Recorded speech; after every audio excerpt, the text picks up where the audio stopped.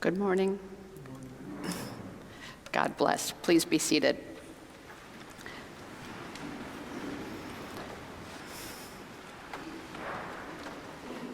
Before we begin, I want to say that the homily this morning touches on the difficult topics of death, addiction, and overdose. These topics can be difficult, and I offer you a moment to turn the sound on your computer or briefly exit or put headphones in. We'll be all clear in about 10 minutes. Preparing this morning was a bit of a process.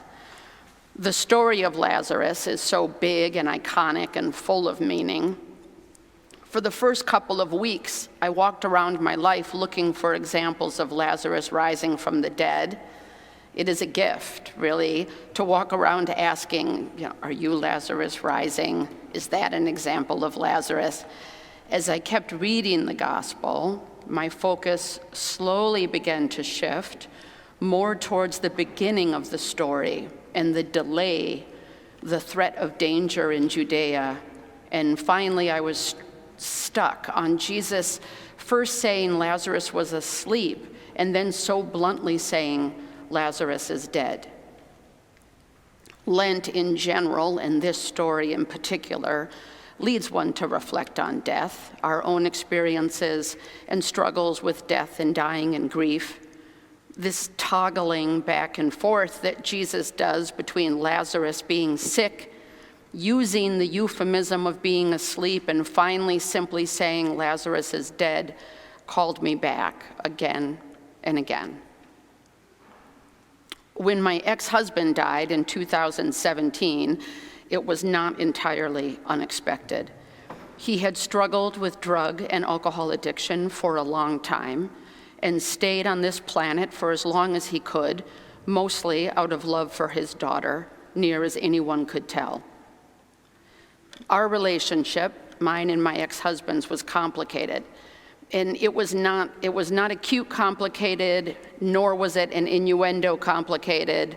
Rather, he didn't treat me very well, and we were raising a child together complicated.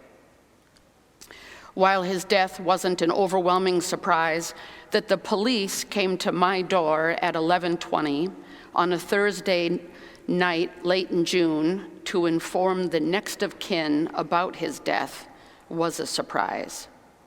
I opened the door, and the police officer asked for Esme, my daughter, and I said, she's 12 years old. Do you still want me to go get her?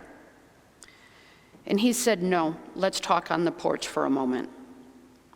The police officer didn't have all of the correct information, which is to be expected, but he did know that Mike had died in downtown Minneapolis of an apparent drug overdose. Tell her it was a heart attack. For some reason, this suggestion to tell Esme it was a heart attack made it through the fog as I slowly got into focus that I was about to tell my daughter that her father was dead and then drive out to his parents' house and tell them. I went to Esme's room. I told her that her dad had died that day. It looked like a heart attack, and she cried. And I called his parents, and we drove out to their house that night. All of the next day, we were with Mike's family, naturally, and at some point, it dawned on us that it was the last Friday of the month, and 4th of July weekend was going to interfere with the coming business week. We knew Mike hadn't paid his rent early, and we wanted to make sure we would be able to get into his apartment.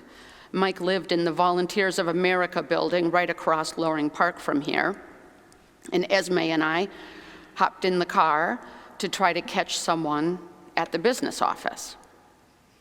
The office was closed, and Esme and I ran into someone who we still affectionately refer to as the chatty security guard.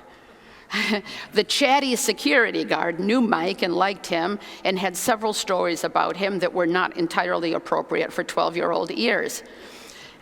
He had been there when the paramedics took Mike's body away and clearly was still doing a lot of processing. One of the stories in this stream of consciousness was that Mike had barely survived an overdose the year before. It was total luck that a friend had found him and saved him. At which point, Esme turns to me and says, "Wait, how did Dad die?" And I'm not defending myself, but for the sake of the whole story, I want to clarify. I think I'd forgotten what I had told her the night before. Everything had been moving so fast, and so I said, it was a drug overdose, honey. He died in his apartment. And that is the truth. The effect the truth had on her was immediate. I watched as she adjusted and put things into place. She physically and visibly changed with this piece of information. The truth, while far less pretty than the lie, was what she needed to move forward. It was as powerful as any miracle. Esme could not begin to mourn while she was still trying to figure out what was really, really going on. She had been doing two things, trying to digest her father's passing and trying to figure out what was actually happening.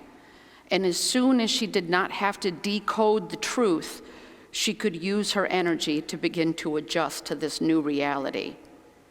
Even though it was unpleasant and nobody wished this for her, she needed the truth to move into her grief process. I hear something quite similar happening to the disciples this morning in the gospel. Jesus must say Lazarus is dead for the disciples to begin to understand what is unfolding. Thomas says, "Let us also go, that we may die with him." There's a possibility of complete frustration in that sentence, and the teacher in me cannot pass up the opportunity to say there is a way to read Thomas's response that isn't about reconciling with the truth. It is possible Thomas is both saying a truth and rejecting it. As if the tone, "Oh, great idea, Jesus, let's all go back to Judea so we all can die." Like, get it together, man, they want to kill us there, right? This is certainly a possible reading. But for today, I prefer to read it as if the cost of discipleship is coming into focus for Thomas. There will not be a conquering army or a new monarch. They will not be overthrowing the Romans with a thunderbolt. No, something will call them back to a dangerous place. They will be obligated to attend to friends and family. A story with great cost is unfolding, and if not this obligation and miracle, then something else would have moved Jesus towards crucifixion. The truth is there is no way out now, only through. Jesus will always be pulled back to this place. Jesus is in real danger, and one way or another, it will be faced. Let us go, that we all may die. The 12 hours of light and 12 hours as dark strikes me as a really helpful message that Jesus is communicating. Jesus cannot protect us from the truth because the lie blocks out the dark and the light. We cannot choose what we are protecting someone from when we lie to them. Everything goes gray, so to speak. Nothing is clear. While there is a lot of darkness coming in the next 2 weeks as we move towards Easter, there is also a lot of light. And as much as it pains me to be trite, we really cannot have one without the other because they are both true, they are both real. Through grief and growth and miracles and pain, we, like Lazarus, come out of the tomb still bound with linen. We remain obligated to justice and love and mercy and truth and God and our humanity. We are still bound by covenant and by relationship, no matter what. In 2 weeks, the risen Christ is going to leave the linens in the tomb. The Gospel of John makes an important distinction between the miracle of Lazarus and the resurrection of the risen Christ. There is a difference between being in covenant with love and truth and actually being love and truth. The risen Christ is unrecognizable, limitless, glittering, unbound. I hope we can remain attentive and keep our eyes open because they could be anywhere. The risen Christ could be a chatty security guard telling us a hard truth in the most gentle way that we are able to hear it, leading us to the next place in our growth as lovingly as possible, given all of our human constraints.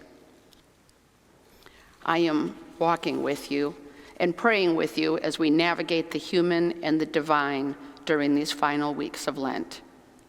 Truth, for me this morning, seems to be a vital bridge between the two. Bridges and bindings and truth and light balanced with dark. We have it all this morning, the rich images to help us transition from Lent to Easter.